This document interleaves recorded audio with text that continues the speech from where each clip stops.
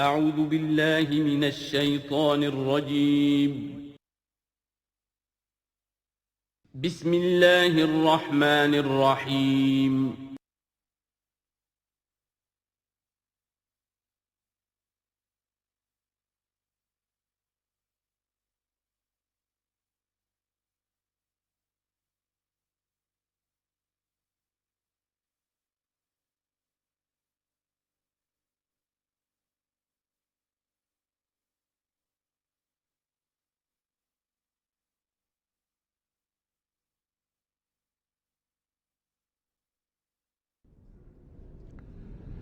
بسم اللہ اولہ و آخرہ۔ پچھلی نشست میں جو گفتگو چل رہی تھی وہ فہم قرآن کے ضمن میں کچھ بنیادی اصول کہ جنہیں اگر پیش نظر رکھا جائے تو سہولت ہو جائے قرآن کے سمجھنے میں۔ 5 چیزیں بیان ہو چکی تھیں۔ نمبر 1، قرآن کا اسلوب استدلال منطقی نہیں ہے، فطری ہے، نیچرل اور خطابی ہے، انسان کو خود غور و فکر کرنے اور اپنے اندر جھانکنے کی دعوت دیتا ہے قرآن۔ ثانیاً، قرآن مجید کی آیات میں تقسیم ہے، محکمات اور متشابہات، اور سورہ آل عمران میں جہاں اس کا ذکر ہے فرما دیا گیا ہے کہ اہل ایمان کا شیوہ یہ ہونا چاہیے کہ وہ محکمات پر اپنی توجہ کو مرکوز رکھیں اور متشابہات کے بارے میں اجمالی طور پر یقین رکھیں کہ اللہ کی طرف سے ہے، یقیناً حق ہے، چاہے وہ ہماری سمجھ میں آئی ہے یا نہیں آئی۔ لیکن اس میں جو ایک براڈ تقسیم ہے وہ یہ کہ آیات الاحکام سب کی سب محکمات ہیں، مستقل، اور عالم غیب، عالم آخرہ، عالم برزخ، عالم ارواح، عالم ملائکہ، اس کے تمام امور مستقل طور پر متشابہات میں سے ہے۔ البتہ ایک تیسری کیٹیگری ہے کہ جو سائنٹیفک فینومینا کے ضمن میں ہو سکتا ہے کہ ایک شے آج متشابہات میں ہو، کل وہ محکمات میں داخل ہو جائے، جبکہ انسانی علم جو ہے وہاں تک پہنچ جائے اور اس کا ادراک کر سکے۔ نمبر 3، تفسیر زیادہ تر لفظی طور پر اور نحو اور صرف سے بحث کرتی ہے، تعویل کا مقصد ہے اصل مدلول تک پہنچنے کی کوشش کرنا۔ نمبر 4، تعویل میں عام اور خاص کانٹیکسٹ میں، زمان و مکان کے خاص کانٹیکسٹ میں جب قرآن نازل ہوا تو کسی آیت کا کیا اصل مفہوم تھا جو سمجھا گیا، اس میں شان نزول کی روایات کو بھی اہمیت حاصل ہوگی۔ لیکن چونکہ قرآن مجید صرف اس دور کے لیے یا اس علاقے کے لوگوں کے لیے ہدایت نامہ بن کر نہیں آیا تھا، بلکہ پوری نوع انسانی کے لیے تا ابد الآباد، لہذا اسی میں وہ مضمر ہے، اس میں وہ ہدایت مضمر ہے کہ تعویل عام کر کے آیت کے الفاظ، ان کا در و بست اور آیت کا سیاق و سباق اس کے حوالے سے، اور القرآن یفسر بعضہ بعضا کے حوالے سے یقیناً جو ہے اس میں ابدی ہدایت جو مضمر ہے وہ بھی حاصل کی جا سکتی ہے۔ نمبر 5، تذکر اور تدبر کا فرق، یہ دونوں الفاظ قرآن کے ہیں۔ تذکر کے لیے 4 مرتبہ اللہ نے سورہ قمر میں چیلنجنگ انداز میں فرمایا ہے، وَلَقَدْ يَسَّرْنَا الْقُرْآنَ لِلذِّكْرِ فَهَلْ مِن مُّدَّكِرٍ، ہم نے قرآن کو ذکر کے لیے، تذکر کے لیے، ہدایت اخذ کرنے کے لیے، بنیادی نصیحت حاصل کرنے کے لیے نہایت آسان بنایا ہے۔ تو ہے کوئی جو اس سے تذکر کرنا چاہے؟ اس تذکر بالقرآن کے لیے صرف یہ کافی ہے کہ انسان عربی زبان سے اتنا واقف ہو کہ اس کا ایک براہ راست مفہوم سمجھتا چلا جائے، اور دوسری شرط لازم ہے نیت کی درستی، طلب ہدایت پیش نظر ہو، اپنے علم کی دھوس جمانا جو ہے وہ مقصود نہ ہو، تو قرآن مجید سے تذکر حاصل ہو جائے۔ تدبر کے اعتبار سے قرآن مجید مشکل ترین کتاب ہے، بلکہ میں نے اس وقت ایک غلط لفظ استعمال کر دیا تھا، دنیا کی مشکل ترین، یہ دنیا کی کتاب ہے ہی نہیں، یہ تو مشکل ترین کتاب ہے، بھائی معنی کہ اللہ تعالیٰ کے علم کامل سے اس کا نزول ہوا ہے، اس علم کا احاطہ کسی انسان کے لیے ممکن نہیں ہے۔ اسی طرح یہ قرآن ایک ایسے سمندر کے مانند ہے جس کا نہ کوئی کنارہ ہے اور نہ ہی اس کی کوئی تہہ ہے۔ اس میں پوری زندگیاں کھپانے کے باوجود بھی افلا یتدبرون القرآن، تدبر، لیدبروا آیاتہ ولیتذکر اولو الالباب، یہ دو اصطلاحات خود قرآن کی ہیں۔ میرا جو کتابچہ ہے مسلمانوں پر قرآن مجید کے حقوق، اس میں میں نے ان پر تفصیل سے بحث کی ہے۔ نمبر 6، دو اعتبارات سے قرآن مجید پر غور کرنے والے کا ایٹیچیوڈ ایک دوسرے سے بالکل متضاد ہوگا۔ احکام کے حوالے سے ایک طالب علم کا رخ پیچھے کی طرف ہونا چاہیے، اسلاف نے کیا سمجھا، ان سے پہلوں نے کیا سمجھا، ان سے پہلوں نے کیا سمجھا، صحابہ نے کیا سمجھا، یہاں تک کہ اپنے آپ کو محمد الرسول اللہ کے قدموں میں پہنچا دیجیے۔ دین کا عملی پہلو، حلال اور حرام، جائز و ناجائز، یہ چیزیں آپ کو، یہ نہیں کہ آپ کو نئے زمانے کی وہ جو بھی ریسرچ ہو اس کے حوالے سے اور نئے زمانے کے سائنسی جو حقائق ہیں ان کے حوالے سے بات کریں۔ دوڑ پیچھے کی طرف ہے گردش ایام، تو پیچھے سے پیچھے یہاں تک کہ مصطفیٰ برسا خیش را کے دی ہم اوست اگر بہو نہ رسیدی تمام بولا۔ لیکن حکمت، سائنس اس کے حوالے سے آگے بڑھی ہے، آگے سے آگے بڑھی ہے۔ وہ تو میں عرض کر چکا ہوں کہ وہ جو فینومینا قرآن مجید میں سائنٹیفک مذکور ہیں، ان کی اصل حقیقت جو ہے وہ ہمارے اگر اسلاف کو سمجھ میں نہیں آ سکی تو بات سمجھ میں آتی ہے۔ ابھی اس علم کی سطح ہی اتنی کمزور تھی، اتنی نیچی تھی کہ ان کی اس کا ادراک ممکن نہیں تھا۔ اس میں آگے بڑھیے تو اس میں بالکل متضاد ہو گیا کہ ایک میں زمانے کا ساتھ دینے کی بجائے زمانے سے بھی آگے چلو، اور ایک میں پیچھے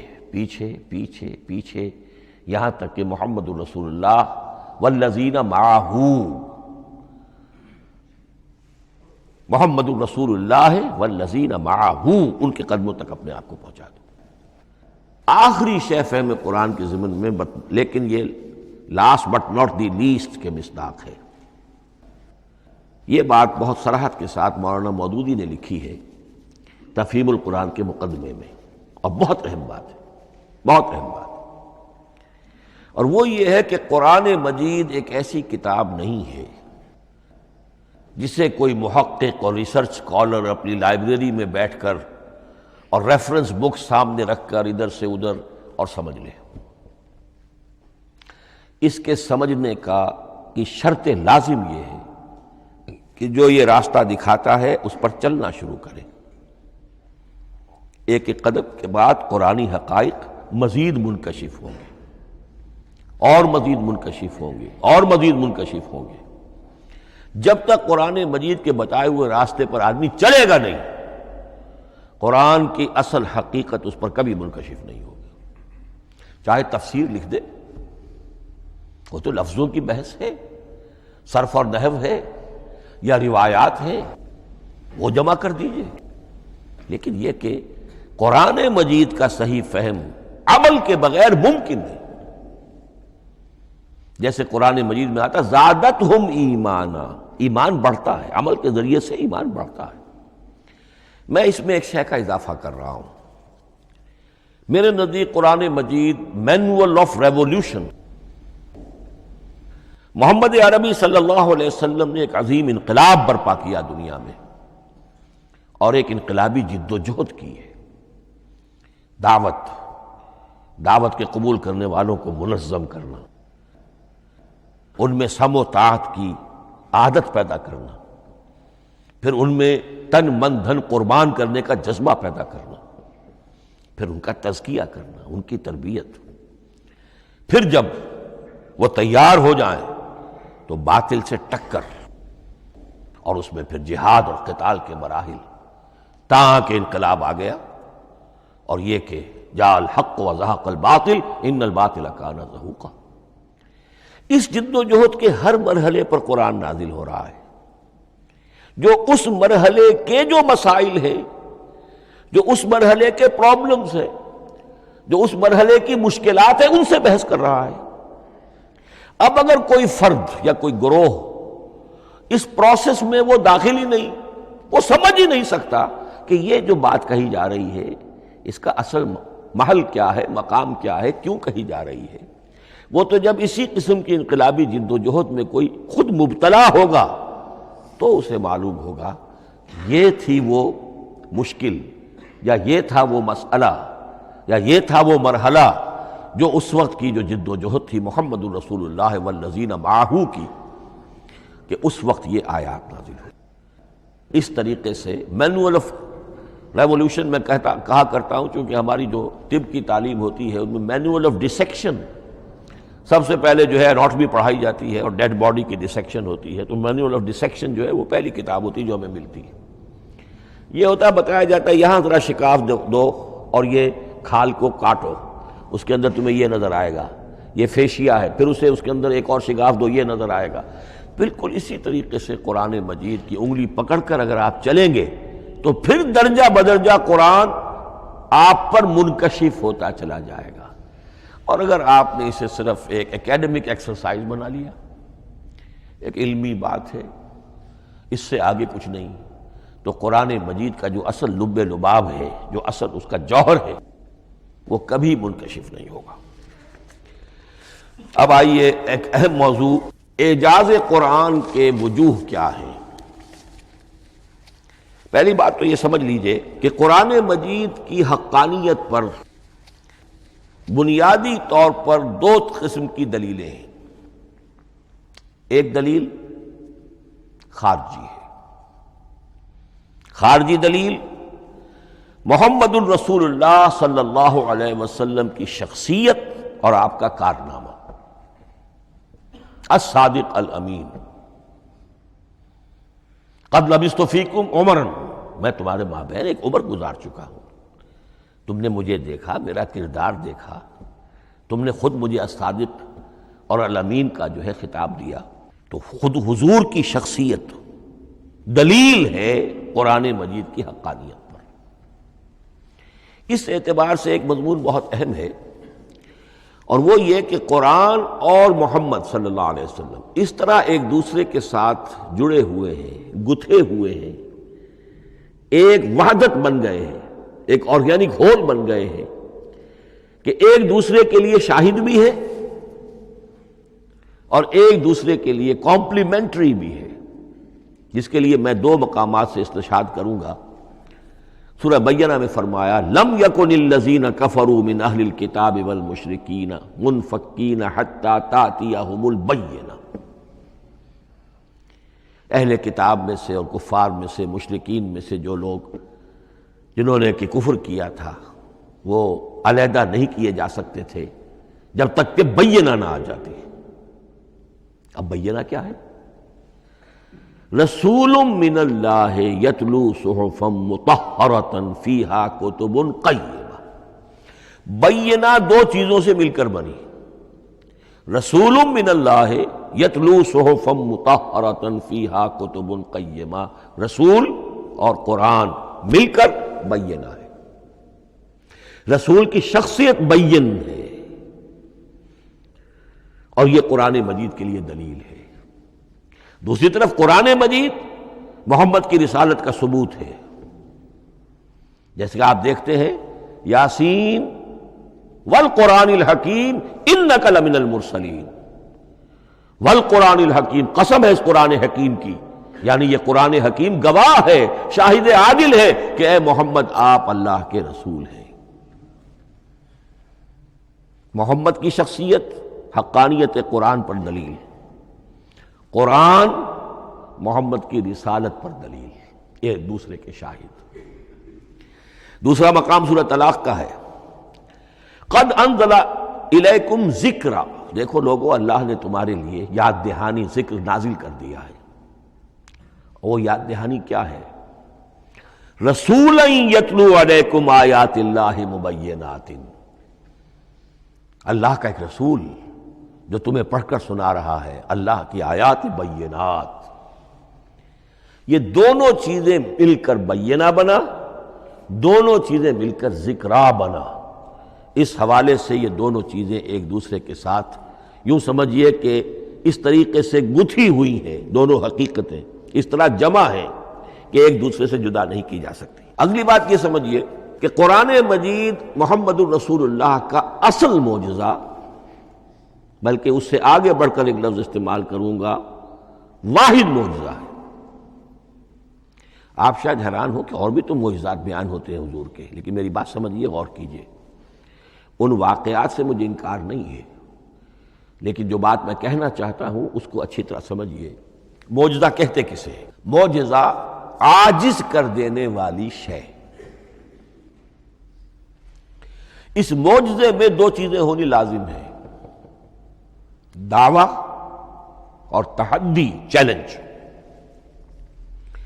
جب کہ کوئی خرق عادت کوئی شے پیدا ہو جائے، خرق عادت اسے کہتے ہیں کہ فزیکل لا ایک ہے، پانی، واٹر کیپس اٹس سرفیس، حضرت موسیٰ کا عصا اس پر لگا اور سمندر پھٹ گیا، خرق عادت ہے۔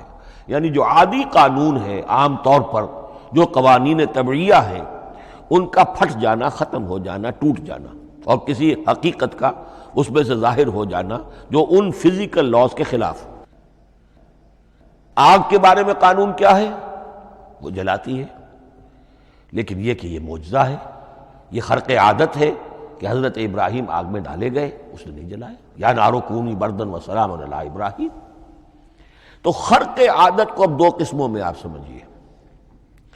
ایک خرق عادت وہ ہے جو دعوے کے ساتھ پیش کیا جائے، اپنی صداقت، اپنی رسالت کی حقانیت اور صداقت کے ثبوت کے طور پر، اور اس میں چیلنج کیا جائے کہ آؤ مقابلہ کر لو۔ وہ اس رسول کا اصل معجزہ ہوتا ہے۔ ایک خرق عادت وہ ہے جو اللہ تعالیٰ اپنے نیک بندوں کی بزرگی کو ظاہر کرنے کے لیے، غیر انبیاء کے لیے بھی کرامات جنہیں ہم کہتے ہیں ہو جاتی ہے۔ بہت سے صحابہ سے وہ کرامات ثابت ہیں۔ حضرت عمر رضی اللہ تعالی عنہ کو شام کا میدان جنگ دکھا دیا گیا، یا ساریۃ الی الجبل کے الفاظ آپ نے فرمائے۔ ابھی تو ٹیلی ویژن کہیں نہیں تھا، ابھی یہ سارے وسائل و ذرائع موجود نہیں تھے، یہ خرق عادت ہے۔ غیر نبی کے لیے اسے ہم کہیں گے کہ یہ کرامات ہے۔ نبی کے لیے لفظ معجزہ اختیار کر لیا جاتا ہے، لیکن معجزہ اس کو نہیں کہنا چاہیے، اصل میں یہ بھی نبی کے لیے کرامات کے درجے کی شے ہے جو اس سے بلند ہے۔ معجزہ وہ ہے جسے کوئی نبی دلیل کے طور پر پیش کرے اور اس پر چیلنج کرے کہ آؤ اور مقابلہ کرو۔ مثلا حضرت موسیٰ علیہ السلام کو دو معجزے دیے گئے، اور اس میں سے جو سانپ بن جانا تھا لاٹھی کا، وہ معجزہ جس پر چیلنج بھی آیا اور ساحروں سے مقابلہ بھی کیا، اور ساحر شکست کھا گئے، عاجز آ گئے۔ القی السحرۃ ساجدین، وہ سارے جادوگر جو ہیں فوری طور پر بے اختیار سجدے میں گر گئے۔ آمنا برب موسیٰ و ہارون، ہم ایمان لے آئے موسیٰ اور ہارون کے رب پر۔ یہ معجزہ ہے۔ اس معنی میں محمد الرسول اللہ صلی اللہ علیہ وسلم کا معجزہ صرف قرآن حکیم۔ قرآن مجید میں آپ سورہ انعام میں بھی دیکھیں گے بہت ہی شدت کے ساتھ، سورہ بنی اسرائیل میں دیکھیں گے بڑی تفصیل کے ساتھ معجزے طلب کیے گئے۔ آپ اس مکے کی سرزمین میں ابھی ہمارے دیکھتے ہی دیکھتے چشمہ نکال دیجئے، ہم مان لیں گے آپ اللہ کے رسول ہیں۔ آپ ہماری نگاہوں کے سامنے آسمان پر چڑھ کر دکھائیے، پھر وہاں سے کتاب لے کر اتریے، پھر ہم سمجھ لیں گے آپ اللہ کے رسول ہیں۔ آپ کے لیے چشم زدن میں کوئی محل سونے کا چاندی کا تیار ہو جائے، مان لیں گے آپ کو اللہ کے رسول ہیں۔ آپ اس بے آب و گیا وادی میں فوراً ایک باغ جو ہے اپنے لیے بنا کے دکھا دیں، مان لیں گے کہ آپ اللہ کے رسول ہیں۔ ایسے تمام مطالبات پر اللہ تعالیٰ کی طرف سے کوڑا جواب ملا، اللہ اس قسم کی کوئی شے نہیں دکھائے گا۔ بلکہ سورہ انعام جب ہم پڑھیں گے وہاں تو بہت ہی واقعہ یہ ہے کہ اس کو پڑھ کر رقت طاری ہوتی ہے کہ ایک موقع پر ایسا محسوس ہوتا ہے کہ حضور صلی اللہ علیہ وسلم کی طبیعت مبارکہ میں یہ خیال پیدا ہو گیا کہ اللہ کو ایسی شے ان کو دکھائی دی جائے تاکہ چپ تو ہو جائے، نہ بھی مانیں گے چپ تو ہوں گے، ورنہ تو عوام کے سامنے ان کی دلیل مجھ پر قائم ہو رہی ہے کہ بھائی یہ رسالت کے مدعی ہے، ہم کہتے ہیں معجزہ دکھاؤ، معجزہ نہیں دکھاتے، تو پوزیشن میری جو ہے کمزور ہو رہی ہے۔ وہاں جس انداز میں اللہ نے کہا ہے، ہرگز نہیں، اے نبی اگر آپ کے اختیار میں ہے تو کہیں آسمان پر سیڑھی لگا لیجئے یا زمین میں سرنگ لگا کے کوئی معجزہ لا سکتے ہو تو لے آئیے، ہم نہیں دکھائیں گے۔ لقت طاری ہوتی ہے۔ تو حضور کا معجزہ اس معنی میں صرف ایک ہے اور وہ قرآن ہے۔ اچھا، اس کے لیے کیسے کیسے چیلنج کیے گئے؟ ام یقولون تقولہ بل لا یؤمنون فلیاتوا بحدیث مثلہ ان کانوا صادقین، سورۃ الطور۔ کیا ان لوگوں کا کہنا یہ ہے کہ یہ کلام خود محمد نے موضوع کر لیا ہے صلی اللہ علیہ وسلم؟ تو اگر ایسی بات ہے تو وہ بھی ایسا ہی کلام پیش کر دیں۔ تحدی، اس چیلنج کو کوئی قبول نہیں کر سکا۔ کم سے کم اس شرافت کا اقرار کرنا پڑتا ہے کہ اس وقت عرب قوم میں یہ شرافت تھی کہ کسی نے اٹمپٹ بھی نہیں کی، ورنہ کوئی شخص الٹی سیدھی عبارت لکھ کر لے آتا اور کھڑا ہو کر کہہ دیتا کہ ٹھیک میں کہتا ہوں یہ ہے، یہ قرآن کی طرح کا کلام ہے۔ نہیں، کسی نے نہیں کیا۔ تاریخ یہ بتاتی ہے کہ اس تحدی کا کوئی کسی نے قبول نہیں کیا۔ اسی طرح فرمایا سورہ بنی اسرائیل میں قُلْ لَئِنِ اجْتَمَعَتِ الْإِنسُ وَالْجِنُّ عَلَىٰ أَن يَأْتُوا بِمِثْلِ هَٰذَا الْقُرْآنِ لَا يَأْتُونَ بِمِثْلِهِ وَلَوْ كَانَ بَعْضُهُمْ لِبَعْضٍ ظَهِيرًا۔ چیلنج ہے، اے نبی کہہ دیجئے اگر تمام انسان، تمام جن مل کر بھی چاہیں کہ ایسی کوئی کتاب وہ مرتب کر لے، نہیں کر سکیں گے، چاہے وہ سب کے سب ایک دوسرے کی مدد کریں۔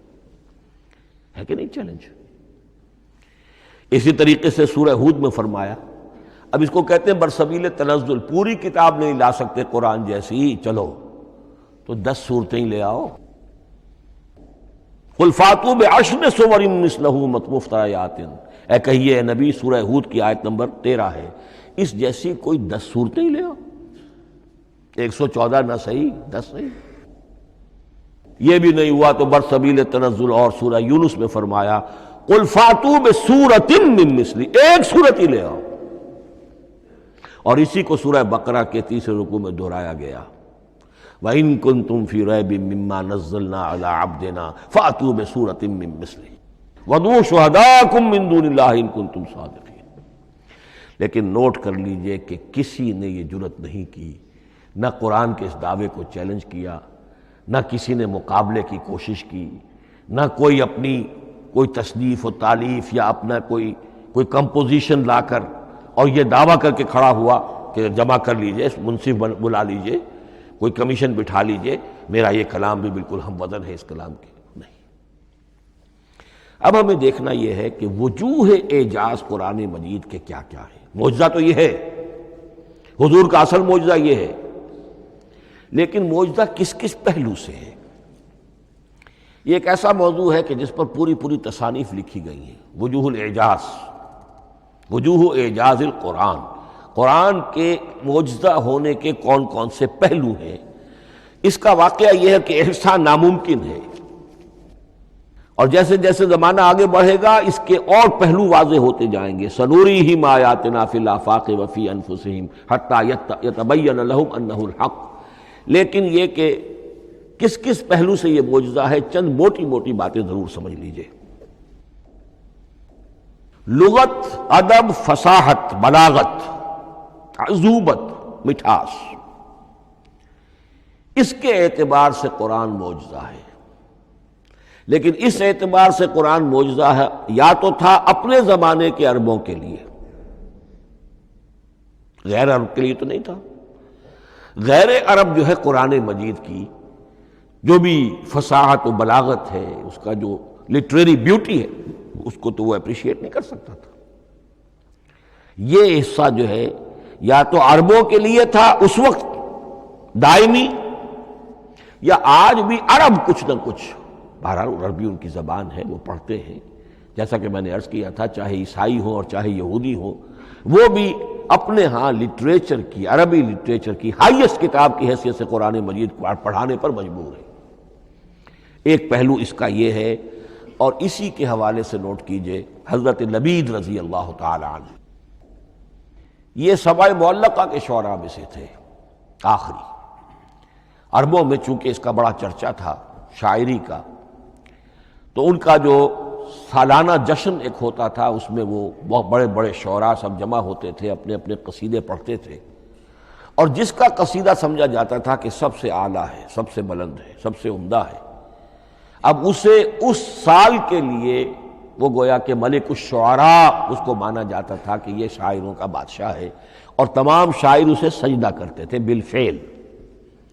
اور اس کے قصیدے کو کعبے کی دیوار کے ساتھ ٹانگ دیا جاتا تھا، معلق کر دیا جاتا تھا۔ ایسے 7 قصیدے ہیں جن کے مجموعے کا نام ہے 7 معلقہ۔ اس 7 معلقہ جو ہے 7 جو سلسلے ہیں، ان میں آخری حضرت لبید کا ہے، وہ ایمان لے آئے۔ ایمان لانے کے بعد انہوں نے شعر کہنا چھوڑ دیا۔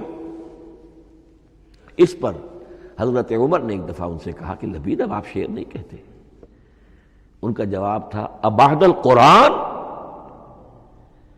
کیا قرآن کے بعد بھی کسی کے لیے کوئی موقع ہے کہ وہ کچھ کہنے کی کوشش کرے؟ فصاحت اور بلاغت کی تو معراج قرآن مجید ہے، وہ آ چکی ہے۔ تو جہاں تک اہل عرب کے لیے اس کا معجزہ ہونا خاص طور پر اس دور میں اور اب بھی کسی درجے میں، اس میں تو اہمیت ہے اس کی ادبیت، اس کی فصاحت، اس کی بلاغت، اس کی عذوبت۔ دائمی اور ابدی یہ کس اعتبار سے معجزہ ہے؟ عہد حاضر میں اور غیر عرب لوگوں کے لیے۔ نمبر 1، سائنسی حقائق کا انکشاف۔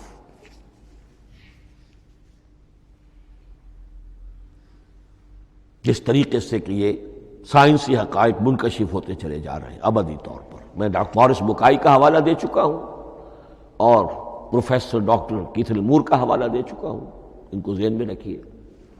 سنریہم آیاتنا فی الآفاق وفی انفسہم حتی یتبین لہم انہ الحق۔ نمبر 2، حضور کا وہ کارنامہ کہ آپ نے ایک عظیم انقلاب برپا کر کے دکھایا اور وہ نظام قائم کر کے دکھایا کہ جس سے بہتر، جس سے عادلانہ، جس سے زیادہ منصفانہ کوئی نظام دنیا میں نہ آج تک قائم ہوا ہے اور نہ اس کی کوئی دوسری نظیر پیش کی جا سکتی۔ یہ ہے سب سے بڑا معجزہ، اور معجزہ ہوا قرآن سے۔ اتر کر حرا سے سوئے قوم آیا اور ایک نسخہ کیمیا ساتھ لایا۔ یہ سارا معجزہ جیسا کہ میں نے شروع میں عرض کیا ہے، محمد اور قرآن دونوں مل کر بینہ بھی ہے تو رسول من اللہ یتلو صحفا مطہرۃ فیہا کتب قیمہ، اور قد انزل الیکم ذکرا رسولا یتلو علیکم آیات اللہ المبینات۔ یہ معجزہ جو ہے جس کے حوالے سے دنیا میں بڑی بڑی شخصیات نے شہادت دی۔ ایم این رائے اس صدی کا ایک بہت بڑا انقلابی شخص، کمیونسٹ انٹرنیشنل کا رکن، اس صدی کی ابتدا میں جو شعلہ تھا، جو غلغلہ تھا، جو ولولہ تھا بولشوک ریولوشن کا، اور جو دنیا کے اندر ایک دھوم مچ گئی تھی، اس کو ذہن میں رکھیے۔ اور اس میں کمیونسٹ انٹرنیشنل کا رکن ایم این رائے 1920 میں اس نے لاہور میں ایک خطبہ دیا تھا، ہسٹوریکل رول آف اسلام، اور اس نے کہا تھا تاریخ انسانی کا عظیم ترین انقلاب وہ ہے کہ جو محمد نے برپا کیا صلی اللہ علیہ وسلم۔ آج بھی یہ کتاب بھارت میں چھپتی ہے، بامبے کا ایک پبلشر شائع کرتا ہے، historical role of Islam by M N Roy. پھر آگے چلیے، ایچ جی ویلز اگرچہ انتہائی رقیق حملے کرتا ہے حضور کی زندگی کے بعض پہلوؤں پر، جیسے رشدی نے کیے ہیں یا جیسے تسلیمہ نسرین ایک بنگالی خاتون نے کیے ہیں، اسی طرح کے حملے کیے اس نے بھی۔ اور یہ اس لیے بتا رہا ہوں کہ یہ اسٹیبلش ہو جائے کہ وہ دوست نہیں ہے، دشمن ہے۔ عربی کا ایک مقولہ یہ ہے کہ الفضل ما شہدت بہ الاعداء، اصل فضیلت تو اس شے کی ہے جس کی گواہی دشمن دے۔ دوست تو تعریف کریں گے، قابل تعریف شے کی بھی تعریف کریں گے، بڑھ چڑھ کر کریں گے۔ یہ بھی ہو سکتا ہے کسی قابل مذمت شے کی بھی تعریف کر بیٹھے، دوست تو ہوئے۔ دشمن جو ہے وہ تو ظاہر بات ہے اسی بات کو مانے گا جس میں کسی شک و شبہ کی گنجائش نہ ہو۔ اس لیے میں نے عرض کیا کہ دشمن ہے، رقیق حملے کرتا ہے، لیکن آخر میں جب آتا ہے concise history of the world میں چیپٹر جو ہے حضور پر، اس میں خطبہ حجۃ الوداع کا وہ حوالہ دیتا ہے، لا فضل لعربی علی عجمی ولا لعجمی علی عربی ولا لاحمر علی اسود ولا لاسود علی احمر الا بالتقوی۔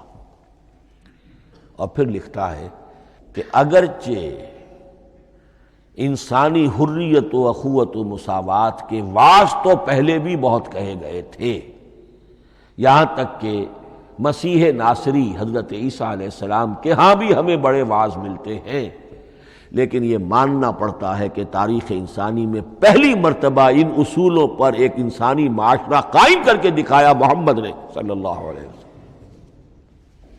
Although the sermons of human freedom, fraternity and equality were said before also, and we find a lot of them in Jesus of Nazareth, but it must be admitted that it was Muhammad sallallahu alaihi wasallam who established for the first time in history a society based on these principles. اسی طرح کی گواہی آج سے تقریباً 20 سال پہلے امریکہ کے ڈاکٹر مائیکل ہارٹ نے دی۔ A selection and gradation of the 100 most influential personalities of human history. اور نمبر 1 پر محمد کا ذکر کر رہا ہے صلی اللہ علیہ وسلم، اور کہتا ہے naturally I owe an explanation, میں عیسائی ہوں اور ابھی تک عیسائی ہے، وہ اس کی موت کی بھی ابھی کوئی خبر نہیں آئی ہے، عیسائی ہے، لیکن یہ کہ اس نے حضور کو نمبر 1 پر رکھا، حضرت عیسیٰ کو نمبر 3 پہ لے گیا، تو naturally I owe an explanation, اور پھر ایکسپلینیشن دی ہے this is because he is the only person supremely successful in both the religious and secular fields. یہ دونوں میدان جو ہے مذہب اور روحانیت، اور دوسری طرف سیاست اور حکومت اور ریاست، ان دونوں میدانوں میں بیک وقت انتہائی کامیاب انسان صرف ایک ہے، اور وہ محمد ہے صلی اللہ علیہ وسلم۔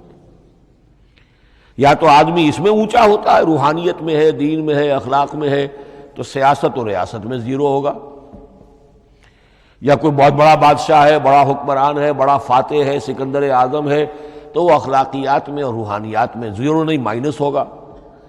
یہ معاملہ کہ دونوں میں this is because he is the only person supremely successful in both the religious and the secular fields. لیکن یہ بات نوٹ کر لیجئے کہ جو تازہ ایڈیشن ہے اس کتاب کا، اس میں سے یہ پیسج نکال دیا ہے نئے جو ایڈیٹرز ہیں انہوں نے۔ اس کے لیے آپ کو کسی پرانے ایڈیشن سے رجوع کرنا پڑے گا، concise history of the world, اور وہ لائبریریوں میں مل جائے گا۔ علامہ اقبال نے اس بات کو یوں بیان کیا ہے، ہر کجا بینی جہان رنگ و بو، کہ از خاکش بروید آرزو، یاد نور مصطفیٰ اورا بہاس، یا ہنود اندر تلاش مصطفیٰ است۔ اس دنیا میں تمدن کے اعتبار سے، اخلاق کے اعتبار سے، معاشرت کے اعتبار سے کہیں کوئی خوبی اگر تمہیں نظر آتی ہے، کوئی رمق نور کی، خوبی کی، بھلائی کی، رنگ و بو، جان لو کہ یا تو وہ نور محمدی سے مستعار لی گئی ہے، اور یا ابھی تک انسان ابھی محمد کی تلاش میں ہے، ادھر جا رہا ہے، قافلہ ادھر جا رہا ہے، نوع انسانی کا چاروں ناچار ادھر جا رہا ہے۔ سوشل ایوولوشن کا پروسیس انسان کو افراط و تفرید کے دھکوں کے باوجود تدریجاً لے کر جا رہا ہے بحیثیت مجموعی پوری مین کائنڈ کو اسی بات کی طرف کہ جس کی طرف دعوت دی تھی محمد رسول اللہ صلی اللہ علیہ وسلم۔ ہر کجا بینی جہان رنگ و بو، کہ از خاکش بروید آرزو، یا ز نور مصطفیٰ اورا بہاست، یا ہنود اندر تلاش مصطفیٰ است۔ اسی اعتبار سے میں ایک بات اور کہہ رہا ہوں، اس پہلو سے واقعہ یہ ہے کہ میرے نزدیک اس دور میں اعجاز قرآن کی سب سے بڑی نمائندہ شخصیت، اعجاز قرآن کا سب سے بڑا مظہر علامہ اقبال کی ذات ہے۔ 20ویں صدی کا مفکر، فلسفی، مشرق و مغرب کے فلسفے پڑھ چکا، قدیم اور جدید فلسفہ سب کا مطالعہ کیا، اور اس کے بعد اس کو قرآن کی حقانیت پر جو یقین نظر آیا ہے، قرآن کی عظمت جس طرح اس پر منکشف ہوئی ہے، وہ واقعہ یہ ہے کہ مجھے کم سے کم اپنی محدود معلومات کی حد تک عظمت قرآن کا وہ انکشاف کسی دوسرے شخص پر نظر نہیں آتا۔ انہوں نے جس طریقے سے مرثیے کہے ہیں کہ مسلمان قوم نے کس طرح قرآن کو چھوڑا ہوا ہے، واعظ ہے تو قرآن سے نہیں، کہیں اور سے۔ تربیت اور تزکیہ نفس ہے تو اس کا تعلق قرآن سے نہیں، وہ بھی کچھ اور مستعار چیزیں ادھر سے ادھر سے لے لی ہیں۔ فلسفے ہیں تو کہیں اور سے لے لیے ہیں، قرآن سے حکمت جو ہے وہ اخذ نہیں کی گئی ہے۔ کیسے کیسے انہوں نے عظمت قرآن کا جو انکشاف ان پر ہوا اس کی تعبیر کی ہے۔ کتاب زندہ قرآن حکیم، حکمت او لا یزال است و قدیم، حرف اورا ریب نئے، تبدیل نئے، آیا شرمندہ تعویل نئے، فاش گویا ماں سے در دل مضمر است، یہ کتابیں نیز چیزیں دیگر است، مثل حق پنہاؤ ہم پیداستو، زندہ و پائندہ و گویاستو، چون بجاں در رفت جہاں دیگر شود، جہاں چو دیگر شد جہاں دیگر شود۔ میں اس میں خاص طور پر دو اشعار آپ کو اس وقت سنانا چاہتا ہوں۔ انہوں نے حضور سے مناجات کرتے ہوئے دو اشعار کہے ہیں، اس سے آپ کو اندازہ ہوگا کہ انہیں کتنا یقین تھا کہ میرے سارے فکر کا منبع قرآن حکیم ہے۔ کہتے ہیں در دلم آئینہ بے جوہر است، اے اللہ کے رسول صلی اللہ علیہ وسلم، اگر میرا دل اس آئینے کے مانند ہے جس میں چمک نہیں ہے، ورب حرفم غیر قرآن مضمر است، اور اگر میرے پیغام میں قرآن کے سوا کوئی شے شامل ہو گئی ہے، قرآن کے سوا کوئی چیز اس میں چھپی ہوئی ہے، مضمر ہے، پردہ ناموس فکرم چاک کن، تو میرے فکر کی ناموس کے دھجیاں بکھیر دیجئے۔ پردہ ناموس فکرم چاک کن، این خیاباں راز خارم پاک کن، اس شاہراہ کو اس کانٹے سے پاک کر دیجئے، کانٹا میرا، میں کانٹے کے مانند ہوں، پھر اٹھا کر پھینک دیجئے۔ روز محشر خار و رسوا کن مرا، بے نصیب از بوسہ پاک کن مرا، قیامت کے دن مجھے ذلیل و خوار کیجیے گا اور اپنے قدموں، اپنے پائے مبارک کا بوسہ لینے سے محروم کر دیجیے گا۔ یہ اتنی بڑی بد دعا جو اقبال اپنے آپ کو دے رہا ہے، تو کس قدر یقین اسے حاصل ہے کہ اس نے قرآن کی ترجمانی کی ہے۔ اب آئیے، بہت چھوٹے چھوٹے دو اور مضمون ہیں۔ قرآن حبل اللہ ہے، اس کے کیا معنی ہے؟ حبل رسی کو کہتے ہیں، اللہ کی رسی۔ حبل من مسد، سورہ لہب میں یہ لفظ آیا ہے۔ امام راغب نے اس کی تعبیر کی ہے، استعیر للوصل ولکل ما یتوصل بہ الی شیء، یا تو تعلق کو حبل سے استعارہ دیا جاتا ہے، استعارے کے طور پر حبل کا لفظ کسی تعلق کے لیے استعمال ہوتا ہے، یا کسی شے تک پہنچنے کا ذریعہ، وہ حبل ہے۔ اب یہ ہمیں لفظ ملتا ہے حضرت علی رضی اللہ تعالیٰ عنہ کی روایت میں، هو حبل اللہ المتین، ترمذی میں یہ الفاظ موجود ہیں، حضرت علی سے منقول ہے رضی اللہ تعالی عنہ، یہی ہے اللہ کی مضبوط رسی۔ کیونکہ قرآن مجید میں آتا ہے وَاعْتَصِمُوا بِحَبْلِ اللَّهِ جَمِيعًا، تو حبل اللہ کون سی ہے؟ پھر یہ حضرت عبداللہ ابن عمر سے بھی ہے، یہ روایت موجود ہے رزین میں، هو حبل اللہ المتین، یہ قرآن ہی اللہ کی مضبوط رسی ہے۔ اللہ سے اب اس کے دو پہلو ہیں، ایک تو یہ کہ یہ اللہ سے جوڑنے والی ہے، تقرب اللہ کا ذریعہ ہے، وصول الی الشیء، کسی چیز تک پہنچانے والی شے، اس کا سہل ترین، اللہ کے تقرب کا سہل ترین ذریعہ، مؤثر ترین ذریعہ قرآن حکیم ہے۔ چنانچہ ترمذی میں حضرت عبداللہ ابن مسعود کا یہ قول موجود ہے، القرآن حبل اللہ الممدود من السماء الی الارض، قرآن تو اللہ کی وہ رسی ہے جو تنی ہوئی ہے آسمان سے زمین کی طرف۔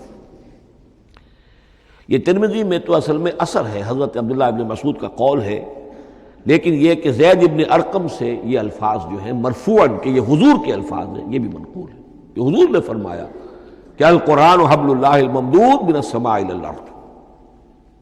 اور ایک بڑی پیاری روایت ہے طبرانی کی معجم کبیر میں کہ ایک مرتبہ حضور اپنے حجرے سے برآمد ہوئے مسجد نبوی کے ایک گوشے میں دیکھا کچھ صحابہ بیٹھے ہوئے قرآن سمجھ رہے ہیں، سمجھا رہے ہیں، پڑھ رہے ہیں، مذاکرہ ہے قرآن۔ آپ کے چہرے پر بڑے بشاشت کے آثار ظاہر ہوئے، خوشی کے آثار۔ آپ چل کر تشریف لائے، پہلے ایک سوال کیا، الستم تشہدون اللہ الہ الا اللہ وانی رسول اللہ وہذا القرآن جاء من عند اللہ، کیا آپ لوگ اس کے گواہ نہیں ہیں کہ اللہ کے سوا کوئی معبود نہیں اور میں اللہ کا رسول ہوں، اور یہ قرآن خاص اللہ کے پاس سے آیا ہے؟ صحابہ کا جواب کیا ہو سکتا تھا؟ بلا یا رسول اللہ، کیوں نہیں اللہ کے رسول، ہم گواہ ہیں، اللہ کے سوا کوئی معبود نہیں، آپ اللہ کے رسول ہیں اور قرآن خاص اللہ کے پاس سے آیا ہے۔ اب آپ نے فرمایا فاستبشروا، خوشیاں مناؤ، فإن هذا القرآن طرفه بأيديكم وطرفه بيد اللہ، اس لیے کہ یہ قرآن وہ شے ہے کہ اس کا ایک سرا تمہارے ہاتھ میں ہے، ایک سرا اللہ کے ہاتھ میں۔ تو وصول الی اللہ کا مؤثر ترین طریقہ، تقرب الی اللہ کا مؤثر ترین طریقہ، سہل ترین طریقہ، شور شارٹ طریقہ وہ قرآن مجید ہے۔ اس اعتبار سے بھی کہ ہے ہی اللہ کی صفت، یہ ہم بحث کر چکے ہیں پہلے، اللہ کا کلام ہے، کلام صفت ہوتی ہے، اور صفت لا عین ولا غیر، یہ قرآن اللہ کا غیر نہیں ہے، ہم سمجھ نہیں سکتے، لیکن یہ کہ ہر صفت جو ہے وہ تو در حقیقت نہ عین ہے نہ غیر ہے۔ دوسری طرف یہی قرآن جو ہے حبل اللہ اس معنی میں بنتا ہے کہ مسلمانوں کو باہم جوڑنے والی شے، وَاعْتَصِمُوا بِحَبْلِ اللَّهِ جَمِيعًا وَلَا تَفَرَّقُوا، حبل اللہ کو مضبوطی کے ساتھ تھام لو، سب کے سب جمع ہو کر، یہ تمہیں تفرقے سے بچانے والی شے ہے۔ اس کی وجہ کیا ہے؟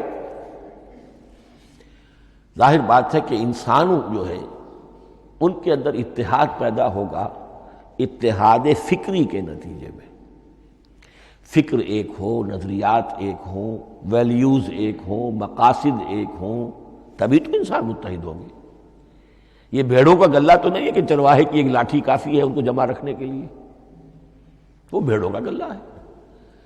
انسانوں کو جمع کرنے کے لیے کوئی ایسی شے جو تمہیں ایک فکر سے، ایک نظریے سے، ایک مقصد سے، ایک نصب العین سے متصف کر دے، وہ تمہیں جوڑ دے گی۔ اور قرآن وہ شے ہے جو ایک فکر دیتا ہے، ایک خیال دیتا ہے، ایک نظریہ دیتا ہے، ایک عقیدہ دیتا ہے، ایک مقصد دیتا ہے، ایک نصب العین دیتا ہے، اللہ کے لیے جینا، اللہ کے لیے مرنا، ان صلاتی و نسکی و محیای و مماتی للہ رب العالمین، ایک آئیڈیل دیتا ہے محمد رسول اللہ کی شکل میں، لقد کان لکم فی رسول اللہ اسوۃ حسنہ۔ اب قرآن وہ چیز ہے کہ جو تمہیں آپس میں جوڑتی چلی جائے گی، تمہارے درمیان اتحاد پیدا ہو جائے گی۔ آخری چیز، مسلمانوں پر قرآن مجید کے حقوق کیا ہیں؟ یہ صرف اشارہ کروں گا اس لیے کہ اس پر میرا کتابچہ موجود ہے، اور اس کتابچے کو اللہ تعالیٰ نے بہت قبول عام عطا فرمایا۔ اس کا انگریزی ترجمہ کیا ایک صاحب نے، از خود کیا، خود ہی ٹائپ کیا، خود ہی چھپوایا۔ عربی ترجمہ ایک صاحب نے کیا، خود کیا۔ فارسی ترجمہ ایک صاحب نے کیا، خود کیا، بغیر کسی معاوضے کے۔ ملیشیا میں وہ چھپ چکا ہے، لاکھوں کی تعداد میں عام ہو چکا ہے۔ پھر میں نے ایک موقع پر 1970 میں رمضان مبارک کے دوران آخری عشرے میں مولانا بن نوری رحمۃ اللہ علیہ تشریف لائے ہوئے تھے مدینہ منورہ، اور میں نے بھی وہ پورا رمضان مبارک اس سال وہیں کیا تھا۔ میں نے ان کو دیا تھا کہ آپ دیکھیے اس میں کوئی غلطی ہو تو مجھے بتا دیجئے، میں اسے بڑے پیمانے پر شائع کرنا چاہتا ہوں۔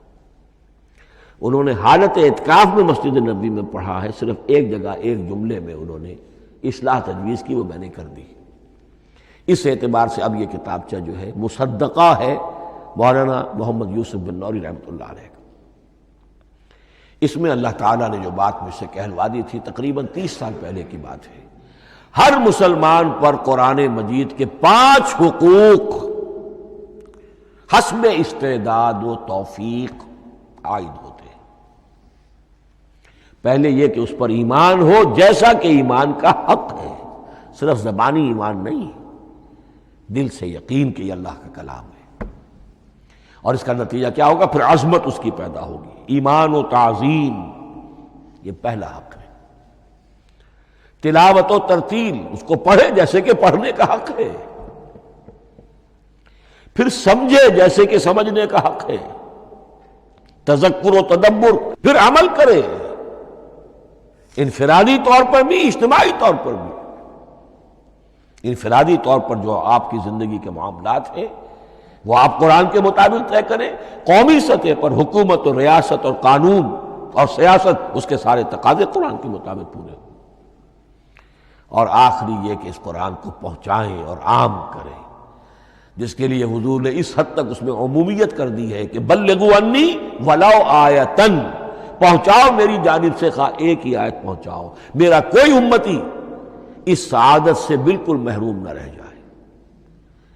اول تو خیرکم من تعلم القرآن وعلمہ، تم میں سے بہترین لوگ وہ ہیں جو اسی کے لیے اپنے آپ کو وقف کر دیں، قرآن پڑھیں اور پڑھائیں، سیکھیں اور سکھائیں، سمجھیں اور سمجھائیں۔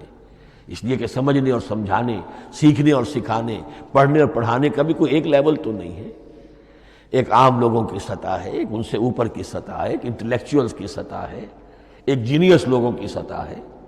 ان تمام سطحوں پر قرآن کو سمجھانے کے لیے، پہنچانے کے لیے خود بھی تو اوپر اٹھنا پڑے گا، خود اسے سیکھنا پڑے گا، خود اس کی گہرائی میں غوطہ زنی کرنی پڑے گی، اور یہ ایک لائف لانگ پروسیس ہے، یہ کوئی پارٹ ٹائم جاب نہیں ہے، یہ کوئی صرف پیس ٹائم نہیں ہے، یہ کوئی ہابی نہیں ہے، ہمہ وقت ہمہ تن، خیرکم من تعلم القرآن وعلمہ۔ اب آخری بات بتا رہا ہوں، اور وہ یہ ہے کہ قرآن مجید وحی باللفظ ہے، صرف وحی بالمعنی نہیں ہے۔ یہ بحث اصل میں کیونکہ ہمارے پڑھے لکھے طبقے میں کچھ زیادہ ہو جاتی ہے، خاص طور پر جو مشنری اسکولوں وغیرہ میں پڑھے ہوں اور عیسائیت اور اس کے عقائد اور اس کے فلسفے کی کوئی تھوڑی بہت ان کو کوئی چھوت لگ گئی ہو۔ عیسائیوں کے ہاں یہ عقیدہ ہے، اجماعی عقیدہ ہے کہ وحی بالمعنی ہوتی ہے، یعنی وحی کا ایک مفہوم ہے جو نبی پر اتار دیا جاتا ہے، پھر نبی اپنے الفاظ میں اسے ادا کرتا ہے۔ لفظ اللہ کے نہیں ہوتے، لفظ نبی کے ہوتے ہیں، مفہوم اللہ کا ہوتا ہے۔ ان کے لیے مجبوری یہ ہو چکی ہے جس کی وجہ سے انہیں یہ عقیدہ اپنانا پڑا کہ کوئی ایک انجیل ہے ہی نہیں، 104 انجیلوں میں سے وہ انہوں نے 4 سلیکٹ کی تھی کینونیکل گاسپلز، باقی جو ہیں وہ اب وہ ان کو مستند نہیں مانتے، اپوکریفل کہتے ہیں۔ اور میں نے ایک مرتبہ ایک پادری صاحب سے، مسٹر وائٹ ہوتے تھے منٹگمری میں نے ان سے پوچھا which one of them is Bible, یہ متی اور یہ لیوک اور مارکس اور جان، ان میں سے کون سی بائبل کون سی ہے؟ تو اس نے جواب دیا none of them is Bible. Bible is in them. ان میں سے کوئی ایک بھی مشخص طور پر، معین طور پر بائبل نہیں ہے، بائبل ان میں ہے بحیثیت مجموعی۔ لہذا ان کے لیے یہ عقیدہ جو ہے وہ لازم سا ہو گیا۔ ہمارے ہاں بھی بعض فلاسفہ نے اس قسم کی باتیں کی ہے کہ جن سے یہ دھوکہ لگتا ہے، لیکن میں خاص طور پہ چونکہ علامہ اقبال کا تذکرہ میں نے آج کیا ہے، اسی حوالے سے میں ان کا ایک واقعہ بیان کرنا چاہتا ہوں۔ ایف سی کالج لاہور کے پرنسپل تھے ڈاکٹر یوئنگ۔ ایک دعوت تھی، اس میں علامہ بھی تھے، وہ بھی تھے۔ تو ڈاکٹر یوئنگ نے کہا، وہ بڑا فلسفی تھا، کہ ڈاکٹر اقبال ہم نے سنا ہے کہ آپ بھی وحی باللفظ کے قائل ہیں، آپ جیسا پڑھا لکھا شخص، عالم دانا۔ علامہ اقبال نے فرمایا جی ہاں، اور مجھے تو اس کا ذاتی تجربہ ہے، مجھ پر تو جو شعر نازل ہوتے ہیں وہ الفاظ میں ڈھلے ہوئے ہوتے ہیں، میں ان میں تبدیلی کرنا چاہوں تو نہیں کر سکتا۔ تو اگرچہ اس سوال اس جواب کو ہم کہیں گے کہ یہ الاجوبۃ المسکتہ، مسکت، چپ کر دینے والا جواب تھا کہ جو علامہ اقبال نے دیا، لیکن ذہن میں رکھیے یہ کہ جو وحی باللفظ ہے وہ ختم ہو چکی محمد الرسول اللہ صلی اللہ علیہ وسلم پر۔ وحی رسالت وحی باللفظ ہے، وہ ختم ہو چکی۔ البتہ الہام، کشف، رویا، القاء، یہ وحی بالمعنی ہے، یہ کوئی ایک شے ہے جو دل میں ڈال دی جاتی ہے۔ اس کے دروازے آج بھی کھلے ہوئے ہیں، اور یہ جان لیجئے قرآن مجید کی حقانیت کا جو اصل ثبوت ہے وہ یہ ہے کہ آپ اسے اپنے باطن کے اندر محسوس کریں۔ یہ جو باطنی تجربہ علامہ اقبال نے کہا ہے کہ انسان اپنے باطن میں محسوس کرے کہ ہاں یہ بات ہے، ٹھیک ہے۔ اس کے لیے کہ علامہ ابن قیم رحمۃ اللہ علیہ کا قول ایسا ہے، بڑا پیارا قول ہے، قرآن کے کچھ پڑھنے والے ایسے ہیں جب قرآن کو پڑھتے ہیں تو یوں محسوس کرتے ہیں کہ ہم مصحف سے نہیں پڑھ رہے، لوح قلب سے پڑھ رہے ہیں، ہمارے دل پر لکھا ہوا قرآن موجود ہے۔ یعنی ہماری فطرت، ہمارے اندر کی کوئی حقیقت ہے جو سرٹیفائی کر رہی ہے، توثیق کر رہی ہے، اٹیسٹ کر رہی ہے کہ ہاں یہ ٹھیک ہے۔ اور اس کی وجہ کیا ہے؟ ہماری روح اور اس قرآن کا منبع وہ ایک ہی ہے، وہ ذات باری تعالیٰ ہے، یہ کلام اللہ ہے، اور ہماری روح امر اللہ۔ یسألونک عن الروح قل الروح من امر ربی وما اوتیتم من العلم الا قلیلا۔ بس میں اسی پر اکتفا کر رہا ہوں۔ اب گمان غالب یہی ہے کہ کل تو تراویح ہوگی انشاءاللہ، اس لیے کہ سنا یہ ہے کہ آج بھی روزہ تھا سعودی عرب میں، تو اب اس سے زیادہ تو تاخیر اب ممکن نہیں ہے، تو کل انشاءاللہ تعالی دورہ ترجمہ قرآن شروع ہو جائے گا۔ بارک اللہ لی ولکم فی القرآن العظیم ونفعنی وإیاکم بالآیات والذکر الحکیم۔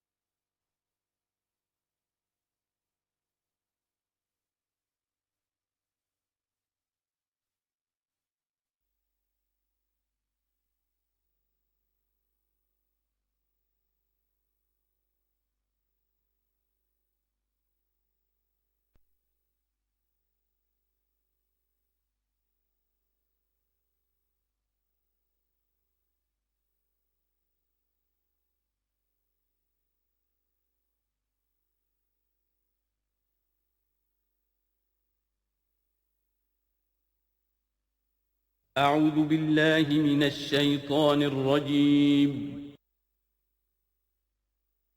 بسم الله الرحمن الرحيم.